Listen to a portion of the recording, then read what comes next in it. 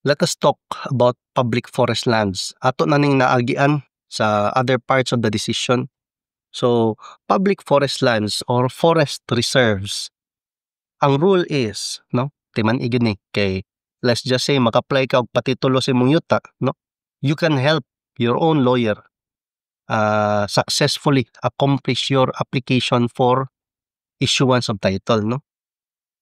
Timan ang ato adire is ato ang typical title ng proceeding is petition for judicial confirmation of imperfect title. Mo nay kumbaga technical name niya i-file nimo anang kasuha.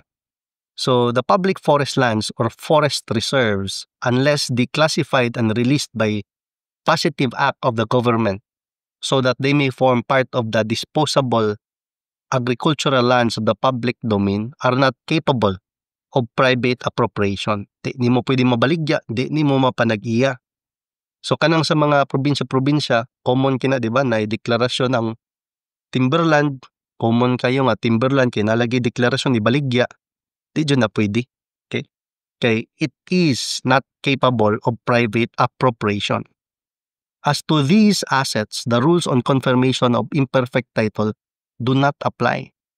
So for so long as that parcel of land nga imuhang giangkon forms part of the public forest lands or forest reserves, unless declassified or released by positive act of the government, you cannot apply for the confirmation of imperfect title.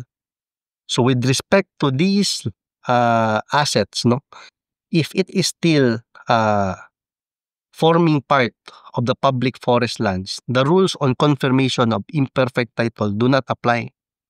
Given this postulate, the principal issue to be addressed turns on the question of whether or not the areas in question have ceased to have the status of forest or other inalienable lands of the public domain.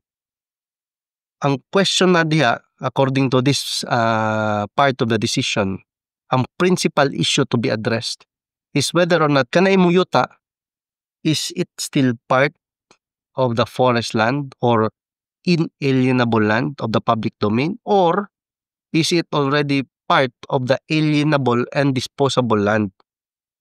Mo na issue. You must be able to prove nga part siya sa alienable and disposable land of the public domain. Mo nang usually naka-certification nga alienable and disposable.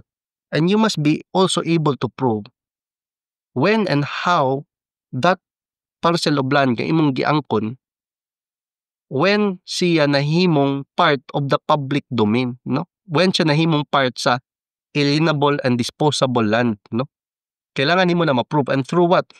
By establishing with evidence the act of the government declassifying or reclassifying or releasing the portion kung asa located mo yuta from being part of the inalienable part, no, sa mga yuta sa gobyerno, no, inalienable lands of the public domain.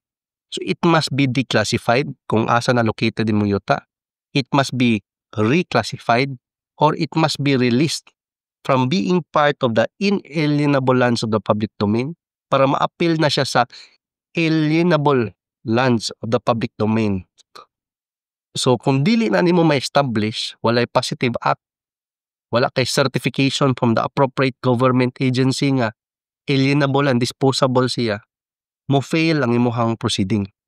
Forests in the context of both public land and constitution, classifying lands of the public domain into agricultural, forest, timber, mineral lands, and national parks, do not necessarily refer to a large tract of wooded land or an expanse covered by dense growth of trees and underbrush. So important concept. And we will explain that concept in the next episode. Okay. I'll see you sa next episode.